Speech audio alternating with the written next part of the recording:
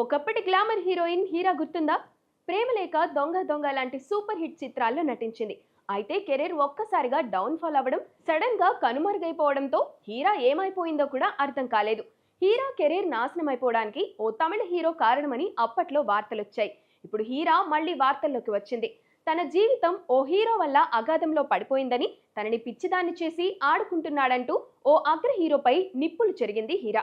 Sudden గా హీరా ఇలా ఎందుకు స్పందించాల్సి వచ్చింది? దీనికి సమయం సందర్భం ఉందా అంటూ కోలీవుడ్ వర్గాలు చెవురు కోరుకుంటున్నాయి. కాస్త ఫ్లాష్ బ్యాక్ లోకి వెళ్తే అసలు విషయం బోధపడుతుంది. హీరా మండిపడుతున్న ఆ హీరో ఎవరన్నది అర్థమవుతుంది. ప్రేమలేఖ చిత్రంలో అజిత్, హీరా కలిసి నటించారు.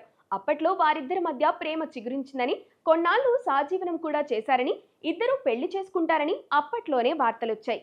కానీ అజిత్ రూటు మార్చి శాలినిని పెళ్లి చేసుకున్నాడని, దాంతో హీరా బాగా హర్ట్ అయిందని, సినిమాలు మానేసి అజ్ఞాతంలోకి వెళ్ళిపోయిందని, అయితే అజిత్ పై కోపం ఇంకా అలానే ఉందని, అందుకే అజిత్ పద్మభూషణ్ అవార్డు రాష్ట్రపతి చేతుల మీదుగా అందుకుంటున్న సమయంలో తన బ్లాగ్ లో అజిత్ పై తనకున్న కోపాన్నంతా బయట పెట్టిందన్న గుసగుసలు వినిపిస్తున్నాయి.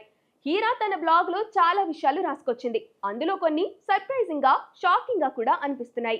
ఓ హీరోతో తాను రిలేషన్షిప్ లో ఉన్నానని, పెళ్లి చేసుకుందాం అనుకున్నానని, అయితే తనని ఓ మోసగత్తిగా, డ్రగ్స్ కు బానిసగా చిత్రీకరించి తనని మోసం చేసి వేరొకరిని పెళ్లి చేసుకున్నాడని, ఆ హీరో నమ్మక ద్రోహి అని, తనకు వెన్నెముక విరిగి ఆసుపత్రిలో ఉన్నప్పుడు అన్ని రకాలుగా సేవలు చేశానని, అయితే ఆ విషయం కూడా మర్చిపోయిన విశ్వాసఘాతకుడని ఘాటైన ఆరోపణలు చేసింది హీరా.